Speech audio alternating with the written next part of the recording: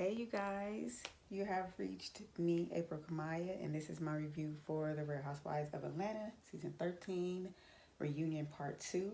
And as you can see, you guys, I told you I was going to wear something inspired by Latoya and Marlo, but I decided to go with Marlo. So as you can see, it's pretty much the same thing she wore to the reunion. I just got something out the closet. Of course, I had to put the sheer think like leotard on because I don't know how much I can do on YouTube. And of course, she had the slit coming all the way up her side. I haven't seen the reunion yet, so this is kind of my inspiration before I actually see everything on the episode. So here you guys go. This is very fun. And you guys, I don't even like Drew. I can't stand Drew, but I kind of did like a Drew inspired, she had like that lace front thingy on her head. So I did kind of a Drew inspired hairstyle. I don't have anything on the back. So got some Drew on the top. Got Marlo all for body. Body, yaddy, yaddy. Here you go, you guys. I hope you guys like it because you guys know when I do my review, I'm going to be sitting down. I'm not going to be standing up. So one last look. Okay. And also, you guys, I want to say thank you. I see you guys. My viewership is growing every single video that I put up. And also, my new subscribers, thank you guys. I see you guys, every single last one of you guys. I appreciate it. So go ahead and like, comment, and subscribe to my channel. I'm going to be bringing many more videos. So please be patient with me. I'm going to build so we can build together. Okay, so like I said, please like this video, and we are about to get to the reunion. Okay, so you guys ready? All right, let's get into it. So you guys, we start off the reunion with a montage of Latoya and Drew's up and down relationship. They show a couple of clips of the back and forth, including Latoya shading Drew about that little pet wig on her head that was a hot ass mess. So I'm not mad at Latoya for that at all. And also when she said that she didn't care about husbands. So basically, Andy asked, how did things get so heated from the start? And Latoya says the wig was trash, basically. She's not letting up. She's not being nice about it. She thought she had an opinion about the wig, and that's what she said. The wig was trash. So then Andy further wants her to elaborate by asking, why do you constantly antagonize and provoke Drew? And I'm like, when does Latoya like provoke and antagonize Drew? Like, I know that she says like certain things, like I said, the wig part and maybe how she dresses, but she don't really be provoking Drew like that. Like, that's being real dramatic. And Latoya was like that she don't provoke her, but that when Drew said that she didn't care about husbands, then that's when she took it personal and then started to, I guess, attack her. Andy says, did you have any idea that before Portia told you that Latoya was talking about you? And Drew said, no, she wasn't aware of anything. And then, of course, Portia jumps in and she's like, it wasn't all about just the wig. She was talking about the wig, but that she was going to buy her another wig and bring it to her. And I was like, okay, that's not even like that big a deal. So Drew starts blabbing about how they had some connections, when they were in South Carolina. I guess Latoya was talking about her marriage or divorce or whatever, and that Drew was saying that she was holding her. And I'm like, she got like this condescending, I'm better than anyone type of attitude, because all her stories is like, I was holding her, I was helping her, I was, ugh, she's so fake. Ugh. But anyway, Cynthia jumps in and was like, basically, I've been here a long time. We all talk about each other's hair, wigs, edges. Pretty much is not a big deal. Latoya shaded the wig. They talked about Drew when she brought her photo to give to Latoya to sign autograph. Everyone liked that. So pretty much everyone agreed that Latoya threw shade, Drew threw shade. It was good shade back and forth. Okay, next we get a montage of Kenya's and Latoya's relationship. You know, I think this was just for the show. I think this was not even that serious to even really have a segment about and talk about, but I guess we have to. So we obviously see the clips of their relationship. Andy asks if Kenya still has a crush, anything serious. Of course, Kenya says no, she doesn't have a crush anymore. Andy asks, when you said your feelings were hurt, what did you mean? And Kenya said it wasn't that her feelings were hurt because Latoya kissed Portia. It was because when they were at the South Carolina dinner table and everybody, well, not everybody, Drew was going after Kenya and Portia kind of ignoring and Tanya kind of being like whatever. I guess Kenya felt some type of way, like all the girls are kind of going against her for bringing her child, and Latoya didn't speak up. And Latoya was basically like, that wasn't my battle. Like, I didn't feel like I had to speak up for you in that matter. So they ended that. And he says, do you have a crush on Latoya? Are you into girls? And she was like, no, she is not into women. Andy asks, how hot has it gotten between the both of them? And Kenya was like, I haven't seen anything, I haven't done anything, I haven't smelled anything, I haven't done anything of that nature. And Latoya was like, I haven't. And Kenya was like, what have you seen? And Latoya was like, your butt. And she was like, oh, okay, I showed you the cellulite that I had on my butt. So, which is like, okay, that's not even no big deal. And then Andy mentions that on Watch What Happens Live, Drew, I guess, was putting her little input in, which is probably about to backfire, and was saying like, oh, she thought that something was going on, that something possibly might have happened between them. And then that's when Latoya chimes in and says that there's something going on, but also something going on between those two. And Drew was like, excuse me? And Latoya was like, yeah, you cheated on your husband with me. Like, we kissed. So we about to see what's happening with that story.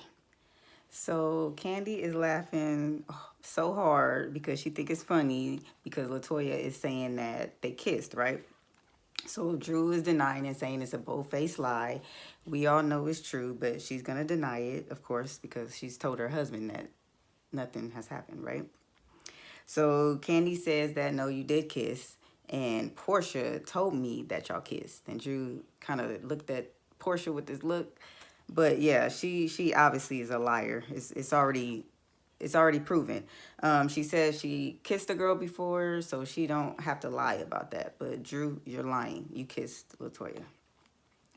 Andy asks asked Latoya, why did you share the alimony information with the nieces, Portia, Drew, Shamia, and Marlo? And then Latoya starts saying, oh, she doesn't know, about the dynamics between the groups. Sometimes they like each other, sometimes they don't. It's a sisterhood, but at the same time, it's not. And Kenya was like, she don't want to hear that. You might be the youngest, but please don't be the dumbest.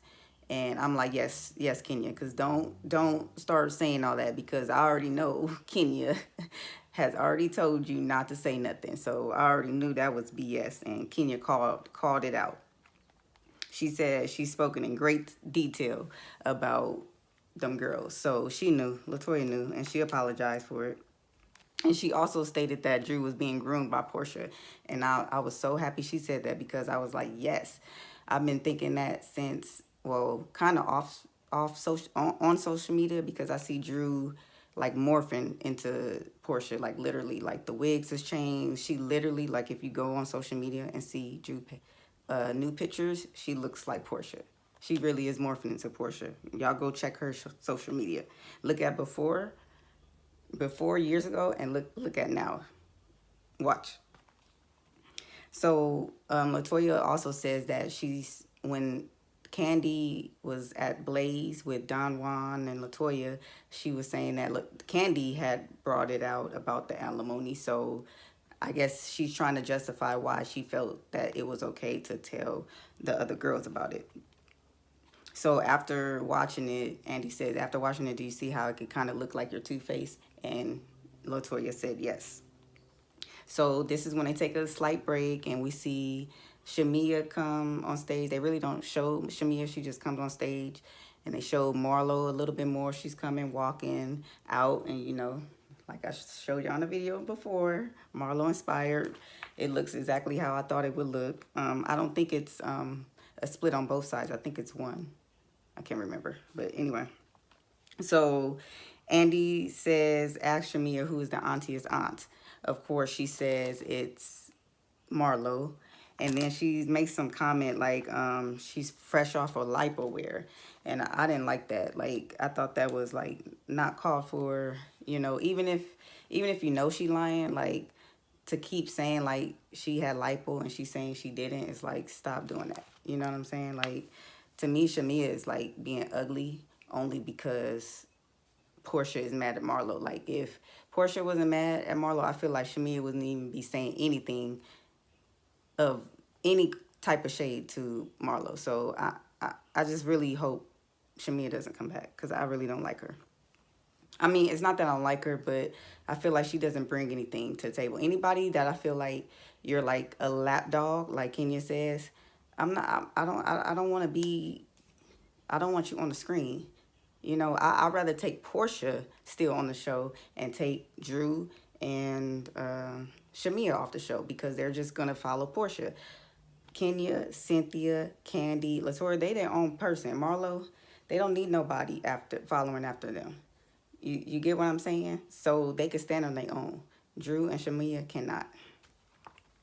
So we move on to a montage of Kenya's girls trip from hell, I guess you would say. So they basically, Kenya is explaining that the crab cake situation, she was thinking about herself. She was hungry and that's what she did. But she also says that she's not going to go around and ask 12 women about what they want to eat. So it wasn't a big deal. They moved on. Let's see. Andy says that, or no, someone wrote in and said that you only called Kenya out on a crab cake. And Kenya has done way more worse than that. You know, they're asking Candy that. And Candy was just like, she was hangry. She, you know, we all know when Candy want to eat, you know, she could be a little upset. So that's all that was for her. You know, she wasn't really like upset. It was just, she was just hungry. Andy asked why Kenya brought Brooklyn on the trip. And pretty much said that you could have left or paid a babysitter and leave her in Atlanta. And I was like, why would you? Like, I feel like I want to say that Andy doesn't believe any of the questions he's asking. He's just asking it because some of these questions is like, really, why would she leave?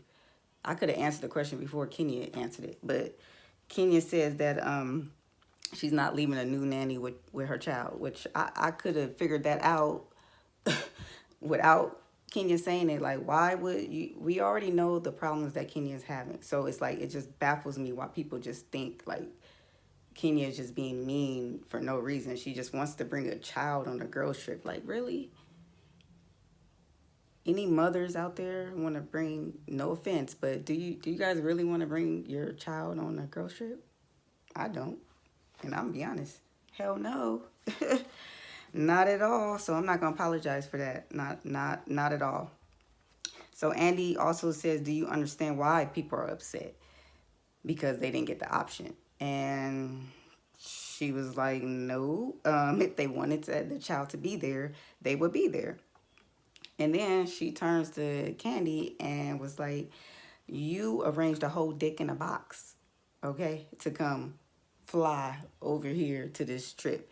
If you wanted your child to be here, you could have, she would have been here. Because basically, Kenya's saying, you got more money than me, you can make it happen. So Candy stopped. But she played it nice because they friends, so, you know. They asked something with Portia saying that, if she would have gave her the option, what would you have done? And Portia said we would have asked production if it was okay, because I guess in the past it wasn't okay, and production kind of allowed Kenya to bring the child. I think that's what I was getting. Like maybe it was unfair in the past that Kenya has brought the child and no one else was able to. I really wasn't understanding that situation, but that's what it kind of felt like. Um, and again, as someone asked, why did you get emotional, Candy? Why did you get emotional about leaving your child when Riley has said like you leave your child all the time? So it's pretty much shouldn't be no surprise. And Candy was like, what did Candy say?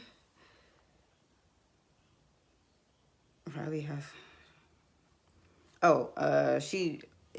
She felt like Kenya was using Brooklyn. It wasn't that necessarily the part about bringing the child. I guess when they got there, Candy felt like Kenya was kind of using Brooklyn as an excuse to kind of not do the activities with the girls. And there was probably some stuff edited out that we probably didn't see that they were probably doing that Kenya probably low key wasn't like into or wasn't joining in with the cast. So that's probably what that was about. So Andy asked, how did the private jet come into play? Kenya says originally it was supposed to be a Sprinter, but I guess something happened with Brooklyn. I didn't really get that story either, where she would have to get another Sprinter, and I guess the amount of money she would have to get another Sprinter, she might as well just get a private jet. So that's what she did. She got a private jet for her, the nanny, Brooklyn, and Latoya. So Andy asked Drew, why you think it was important to let everyone know about the private jet information. And she says, she just wanted to hold Kenya accountable because, those are her friends. And, why would she lie to her friends? And I'm like, Drew, this attitude she has, like, she is just perfect. Like, it's just so, like, I don't understand what the hell. Like, with a private jet, someone tells you, I'm going to use a private jet. Don't tell nobody. I just don't see how that relates to, I'm going to go tell them she's going to get a private jet. Like, I don't get it. Like, I feel like Drew got that information and thought it was like a game that Kenya was playing, and then, like, told the girls thinking she was going to beat Kenya in the game when Kenya wasn't even playing the game at all. She was just like, I'm getting a jet. Just don't say nothing. Like, I don't understand why that's, like, even a big deal. But anyway, then they start talking about Kenya and their conversations in text, and, about how Drew has some body issues. And then Drew was like, well, since you brought it up, I have some type of condition where she's going to have a hysterectomy or something like that, and why she looks a certain way. So my thing is, Drew, if you knew you had that condition, why have you been talking about Kenya's butt this whole time? Like, in the confession, you're talking about his botched, blah, blah, blah, You've been talking about her butt, but because you have a condition, she can't talk about your shape, right? Your boxy shape. And then they go on to ask, why did you sing at the dinner? Like, what was that about? Drew was saying, well, I tried all the, telling her in so many ways, so I just thought singing, she would understand it. And basically, Candy said, how did that work? And Kenya was like, it didn't work. It went left. But yeah, so that was funny. So I don't know, you guys. This reunion seems like a Kenyan show. Like, I'm tired of reviewing and talking about Kenya. Like, everything is about Kenya. And on this show, there's some other stuff that I want them to talk about, and I'm like, why aren't we getting into it? All we talking about is Kenya. Like, I'm tired of talking about Kenya. Okay. So you guys, they get into a montage of Cynthia's wedding. I'm really not gonna spend that much time on it. Yes, they're happily married. Someone asks why they decided to have this big lavish wedding during the pandemic. She says she took extra safety precautions. No one got sick to her knowledge, so everything is all good there. Um, Andy asked who would have their wedding in a pandemic, and pretty much no one said yes except for Kandi. Kandi said if she had a date set, then most likely she would have went through with it and had the wedding. They briefly talk about Mike's daughter Ashley not being in the wedding. I didn't even notice that. Not in the wedding or even in the film of the episode. I didn't even notice it, but I guess, I don't know, something must be going on between him and his daughter. Has Cynthia spoken to her dad? It's kind of a touchy subject. She pretty much agreed not to talk about the dad on camera or on the show because in the past, Cynthia has said kind of, some things to the effect of, I believe it was physical and abuse with the mom. So I guess the dad since then hasn't been happy with Cynthia about that. So Cynthia just chooses not to talk about it. Then they get into a montage of Kenya and Portia's up and down relationship. I mean, not Kenya. I said Kenya. Kandi and Portia's up and down relationship. So Andy asked if they're following each other, still following each other. They are, because they, in the never before scene, they showed us that Portia came to an event and they started to follow each other on IG there. So there you go. Are the rest of the cast surprised about them being close? Kenya says, yes, but, pretty much Kandi is forgiven, but she's kind of working her way to kind of forget the situation. Marlo is wondering why they are actually close to each other, and she says specifically after the South Carolina dungeon party, I guess she's saying that Portia and Kandi kind of developed more of a stronger friendship. And to me, and she did say, like, Kandi has something over her. So I think she's implying, like, since she Bolo, she kind of was being nice to Kandi, so Kandi won't spill her tea. So let's see. So Kandi asks what has allowed you to bury the hatchet with Portia. And she just said she just saw their friendship heading into a better direction. They were having more fun together with each other as the season progressed. And again, at the never before seen footage of Don Juan's event, when Portia supported Kandi, she appreciated that. So that made her feel good about their relationship and where it was going. So we get into the main event. They do a montage, of course, of the bachelorette party. Andy asked what would his dungeon name be. Kandi thought about it and said Silver Bullet. And I thought that was, like, so perfect. I couldn't have thought of a better name than that. That was so perfect for Kandi. Like, she could think, like, well, I don't know if they edited it out, but it seemed like she thought that on the fly. Annie asked, does anyone want to share? She gets straight to the point. Does anyone share what has happened with the coffee table? What's going on with that situation? Because we've heard some rumblings about maybe some girl-on-girl action. Portia says, she doesn't remember, it's kind of blurry. She lying, playing it off. Andy says he kind of liked the idea of everyone kind of playing around and kissing on each other. He called it revolutionary. I don't know what that was about. I think he's trying to turn the dungeon party in, like, more respectful thing to look at. Like, I don't know. I mean, it wasn't a bad thing, but I think he's trying to, this whole, like, Bolo situation, I think he's trying to make it less than what it is. So let's see. Okay, so we pretty much get to the end of the episode where Marlo says, it's a big elephant in the room. She pretty much is not understanding why her and Portia are not friends anymore. Like, after the bachelorette party, what happened? Like, she's not understanding. And, Andy's trying to ask Portia, like, so what happened? And Portia's like, let her tell it. Like, I don't know. Like, there's no issue. So she's trying to make it like it's not an issue when we know it's an issue. As soon as she got friends with Kenya, you had a problem. And she just can't say that. So Marlo is saying, you know what, whatever. The person you trying to be friends with told me everything, and I knew what happened the next day. And she's talking about Kandi.